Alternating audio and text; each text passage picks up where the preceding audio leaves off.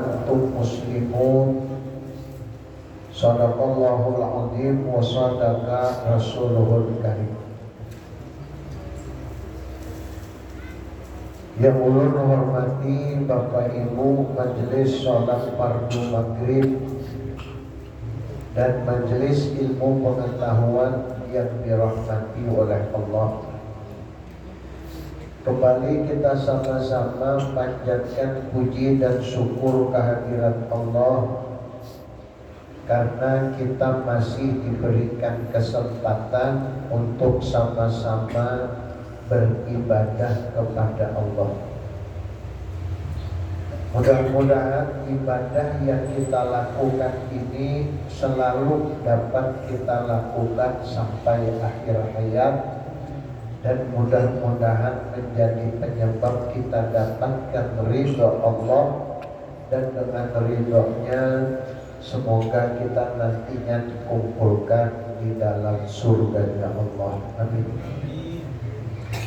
Sholawat serta salam marilah selalu kita sampaikan kepada baginda Rasulullah Sallallahu Alaihi Wasallam. Mudah-mudahan dengan sholawat kita dapat syafaat, dan dengan syafaat Nabi semoga kita dikumpulkan dengan beliau di dalam surganya Allah. Amin ya rabbal alamin. Hadirin sekalian yang dimuliakan oleh Allah, tidak bisa dipungkiri bahwasanya di dalam melaksanakan ibadah ini harus kita pahami hal yang lain berkaitan dengan ibadah tersebut. Sering sudah kita mendengar dari para ulama, zu'ama, guru agama, para mubalik, para da'i menyampaikan bahwasannya ibadah yang kita lakukan yang merupakan syariat ini harus disertai dengan thariqah. Insya Allah hasilnya jadi hakikat. Apa yang dimaksud dengan syariat sudah kemarin disampaikan. Syariat itu akhdun bidinil khaliqi wa qiyamuhu bil amri wan nahyi jala. Syariat itu ialah mengikuti agama Allah dan mengerjakan perintah Allah serta menjauhi segala larangan-larangan Allah. Itu syariat. Kemudian yang kedua, dalam syariat harus ada thariqah. Apa itu thariqah? Wa tariqatun akhdun bil ahbi ahwa taqal wara wa azimatin kariyadatin mutabaddilah. Thariqah adalah mengamalkan agama dengan apik, dengan teliti dan sungguh-sungguh, serta melatih diri dengan mengerjakan ibadah yang payah-payah dengan penuh kesabaran dan melapangkan hati dari kebimbangan untuk ibadah kepada Allah. Itu thariqah baik. Jadi secara garis besar syariat ini gawian orang Islam. Bila kada menggawi syariat berarti lain umat Nabi Muhammad. Karena syariat adalah sesuatu yang benar-benar dibawa oleh Rasulullah sejak diutus menjadi Rasul sampai akhir hayat beliau, yang disampaikan semua syariat. Syariat yang dibawa oleh Nabi, kewajiban perintah Allah yang diwajibkan kepada Nabi, lalu diperintahkan pula kepada umatnya, harus kita lakukan sesuai yang dicontohkan oleh Nabi. Melakukan ibadah, berupaya menjadikan supaya ibadah itu sama seperti yang dilakukan oleh Nabi, itu namanya thariqah. Jelaskah? Nah ini dulu benar-benar dipahami. Nah sebelum kita bicara lebih jauh, lebih dalam, ulang-ulang terus supaya paham. Menggawi syariat, menggawi tugas atau mengerjakan perintah, mengikuti perintah Allah, menjauhi larangan Allah harus kita lakukan seperti yang dikerjakan Nabi Muhammad. Berupaya menjadikan supaya kerjaan kita tentang ibadah itu sama seperti yang dilakukan oleh Rasulullah, maka itu namanya tarekat. Kalau Rasulullah melakukannya dengan berbagai macam cara dalam rangka mendapatkan hakikat, mendekatkan diri kepada Allah, inilah yang harus kita kerjakan, meskipun harus berlawanan dengan nafsu. Begitu kita mengerjakan sesuatu yang sulit, yang payah, yang ditolak oleh nafsu, itu termasuk gawian tarekat. Orang bila belajar tarekat, baik tarekat Naqsabandi kah, tarekat Qadiriyah kah, tarekat Samaniyah kah, tarekat Alawiyah kah, atau tarekat-tarekat apapun yang diakui di negara kita, jumlahnya 25 macam itu, semua tujuannya supaya kerjaan syariat sama seperti Rasulullah. Jadi semuanya seperti itu. Sebab apabila pekerjaan ibadah yang kita lakukan itu sudah sama seperti yang dicontohkan oleh Rasulullah, mengikut dari guru-guru yang punya sanad sampai kepada Rasulullah, maka niscaya ibadah itu ada nilainya di mata Allah. Tapi kalau dikerjakan sembarangan, asal terlaksana, khawatir nilainya kadang-kadang. Iya, kalau masih diterima, alhamdulillah dapat menggugurkan kewajiban.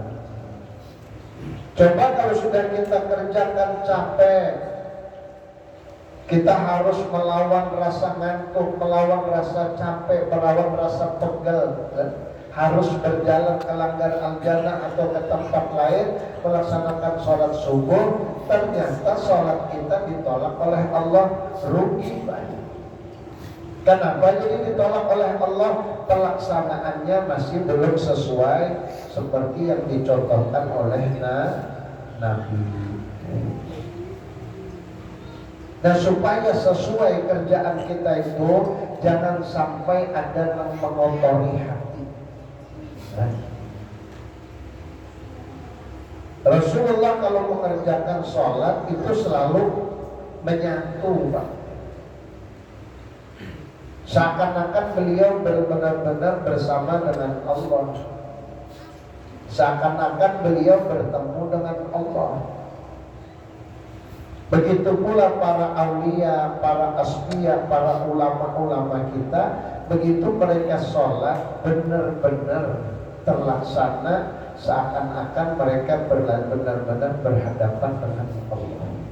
Menjadikan hati supaya seperti itu memang bukan mudah.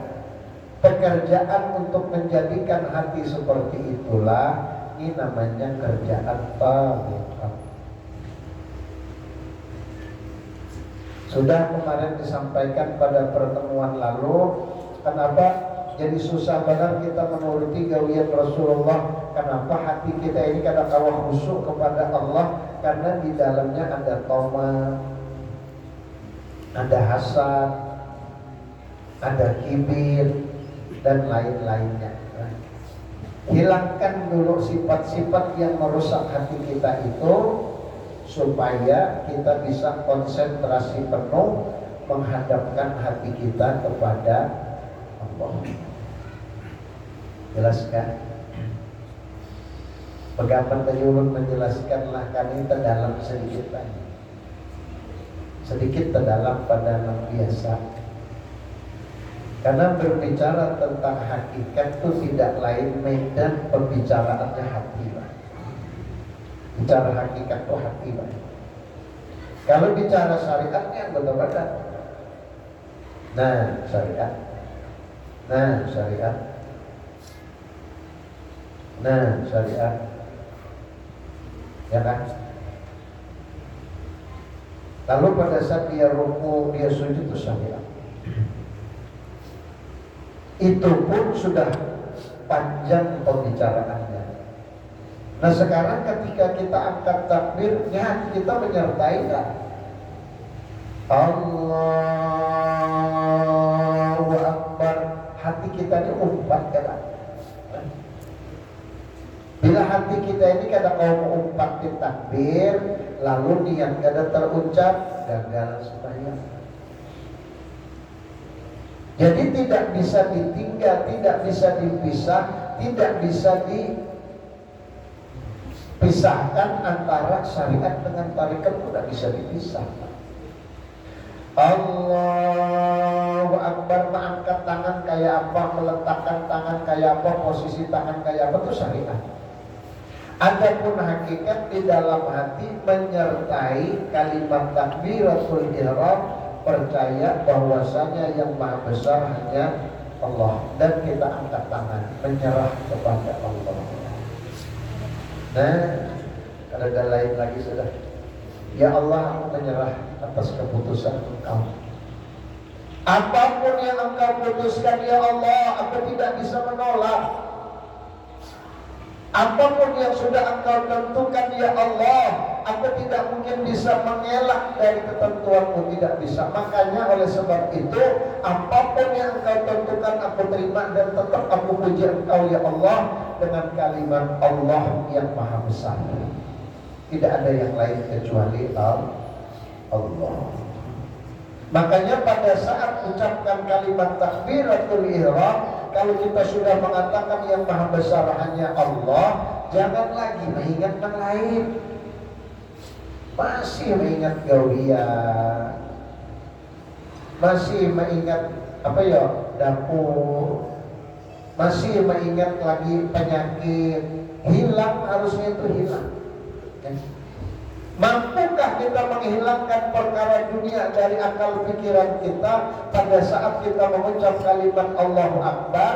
Disinilah tugasnya tarekat. Tugasnya tarekat di sini.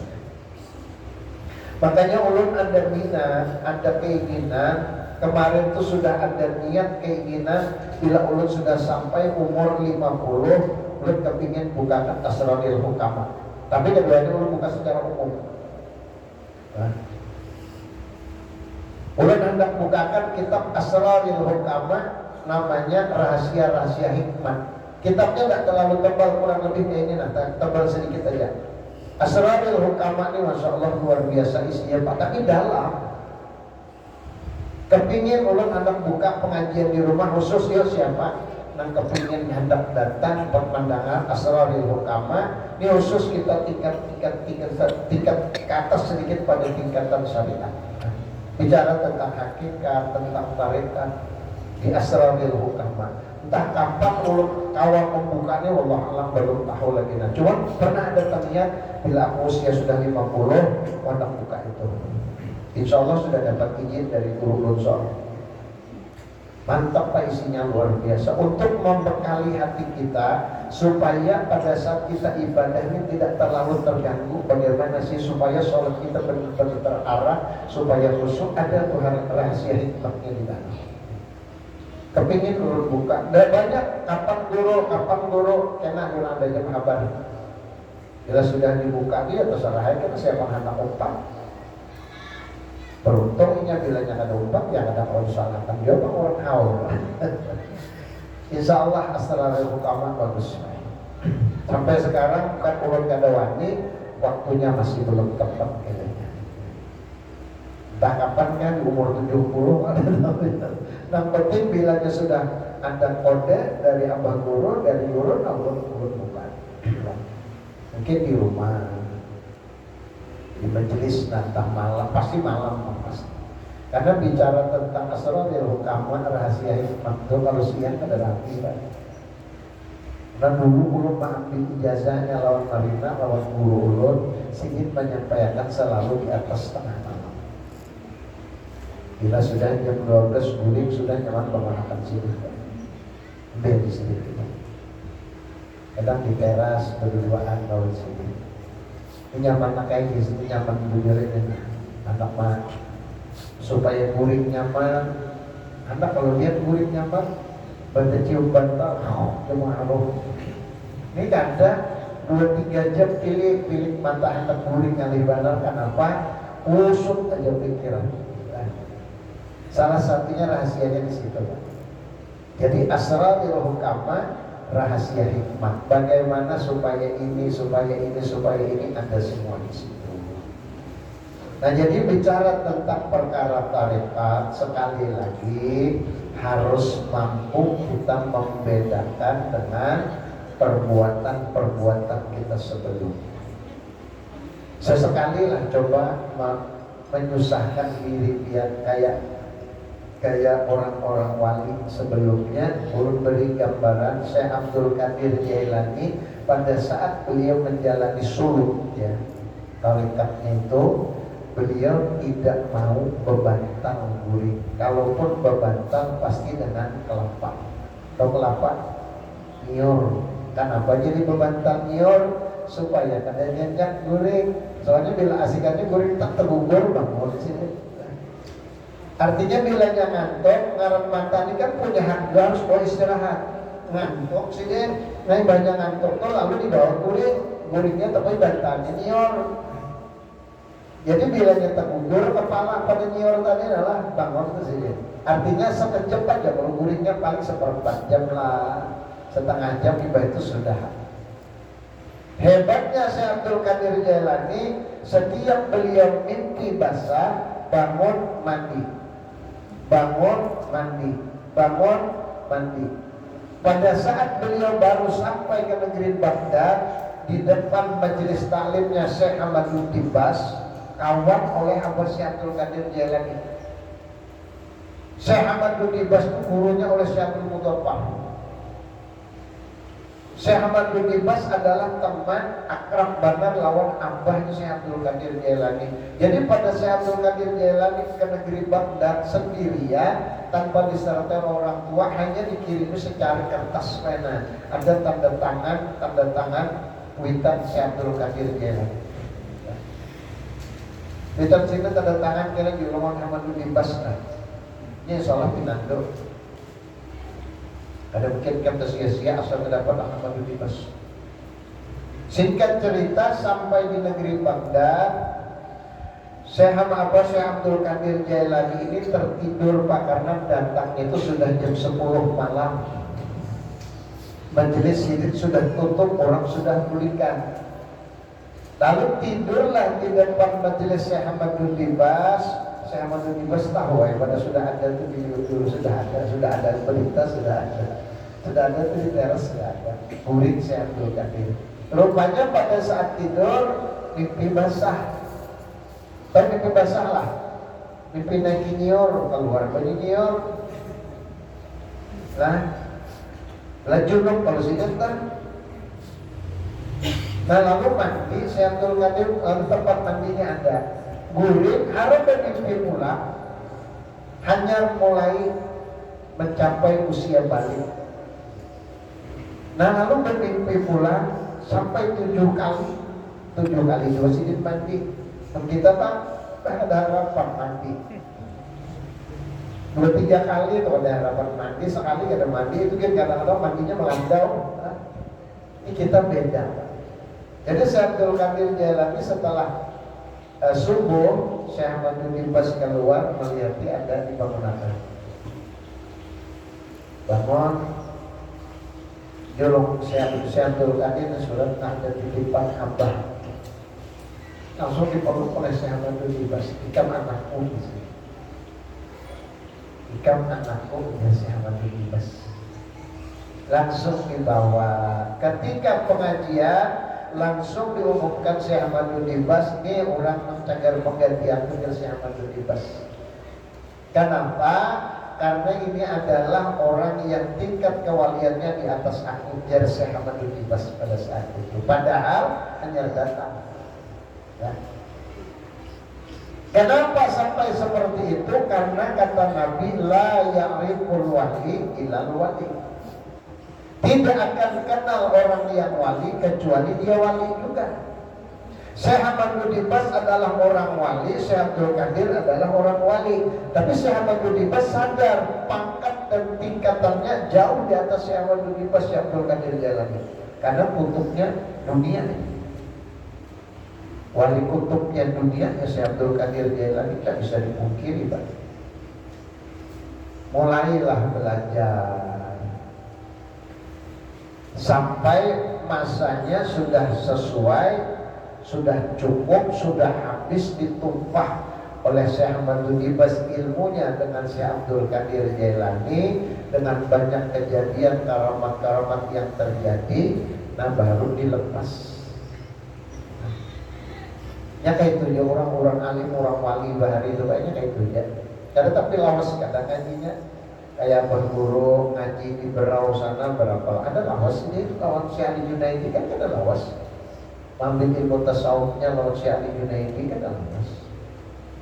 Karena bantu untung cukup sudah nyanyi datangi si anak pulang, datangi si dia pulang, bantu untung datangi sana ada Pasuruan Kiai Hamid, datangi Hamid Pasuruan ngaji itu kan ada lawas kada, itu datangi di Batir ada Sarawani Abdan, datangi sini pulang terus ke Makkah Syekh Putih betitik itu kenapa? Nah wadahnya Pak sudah terbuka,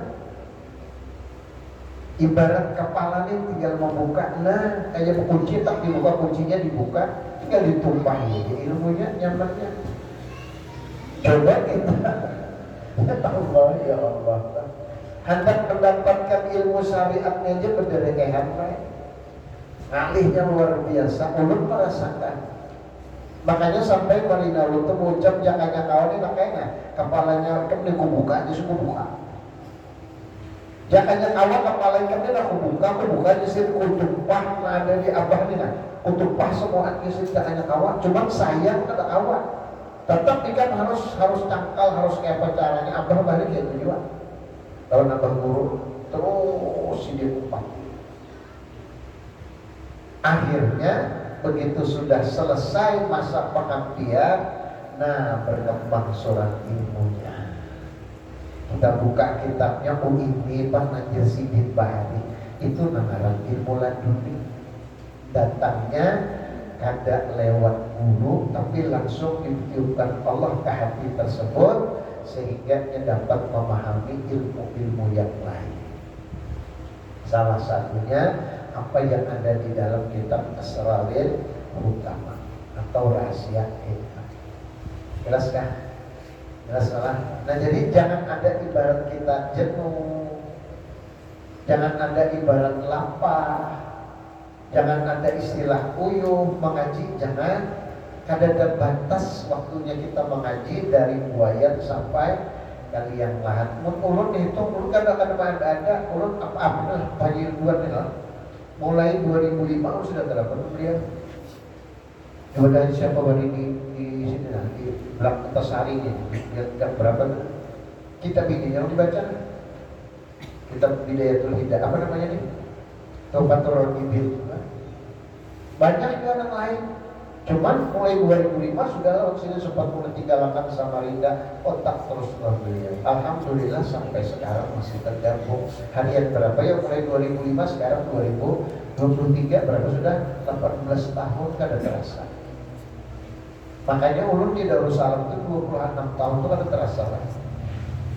Rasa nasahannya raja 82 83 ulun berijazah kitab sampai sekarang tuh rasanya hanya beberapa hari lalu masih terdengar suara guru gitu. Ini nanti kita cari berkah. Ulun berharap kena apa yang ulun sampaikan kita ingat-ingatan aja siapakah yang terdahulu. Bila terdahulu biar insya Allah kena ulun susul gitu. Bila terdahulu ulun biar menyusul. Nah cuma bila sudah sama-sama kena kita di akhirat, biar cariin, bila ulun kena ada di surga, tolong cariin. Siapa tahu sasar kemana akhir itu ngalah. Akhir kita kan pernah sama-sama nih, ulun kena dipertemukan Pak, insya Allah Sama seperti ketika kita di dunia sama-sama selalu di majelis seperti ini, kita di surga kayak itu juga. Percaya aja biar kayak itu juga cara berguru. Kita sama-sama pulang tahun berapa kita dandaman, anak berapa kawan guru, tinggal mendatangi. Siapapun orang yang kita senangi ketika di dunia, kita dikumpulkan Allah. Mun hati itu selalu cenderung lawan abah guru kumpul, insya Allah kita di surga itu juga. Amin ya rabbal alamin. Apa di hati air saharukan, kan yang dinyatakan. Maka ada saharukan Salman Khan, maka ada si Amitabh Bachchan pun dinyatakan. Kemana jadinya yo?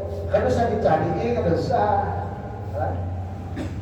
Yang dicari itu abah guru, dicari siapa yang orang-orang wali. Nah kita rancang ikut haulnya Dato' Kalampayang, cari. Bila hati kita memang cenderung ke sana, kita berkumpul. Tidak lain seperti ketika kita di dunia, cuman sudah beda kondisinya. Kenapa? Nikmatnya tidak bisa kita gambarkan. Ada guru di sana mobil taruh turun karena pernah masuk ke sana masih lah. Pokoknya, nah amun orang bertakon adalah di sana rokok ada, ya? Coba tak balikin rokoknya, nangali benar. Terpaksa kan rekam cari apinya. Ini bahaya Pak. Jadi hal-hal seperti itu kan usah terlalu dipikirkan. Nang jelas nangaran surga itu sudah kadada lagi batasan kadada. Nikmat senikmat-nikmatnya kita rasakan nanti di dalam surga. Sekarang ini di dunia kayak apa supaya kita bisa masuk ke sana? Pertama kita cari ridha Allah. Bagaimana cara mencari ridha Allah? Kerjakan perintah, jauhi larangan. Bagaimana cara mengerjakan perintah dan menjauhi larangan? Turuti Rasulullah. Bagaimana cara menuruti Rasulullah? Cari orang yang terhubung dengan Rasulullah. Apakah itu juriatnya, buat habaib, atau orang-orang yang menjadi pewaris ini? Siapa yang menjadi pewaris Nabi? Siapa? Ulama. Nah, kalau buat habaib itu jelas sudah kada mau dipungkiri mana pewaris, mana darah mengalir. Tapi kita ini kada ada hubungan dengan Rasulullah kecuali syariat. Bila syariat kita laksanakan, terhubung kita lawan Nabi. Bila syariat kita tinggalkan, putus hubungan lawan Nabi, selesai.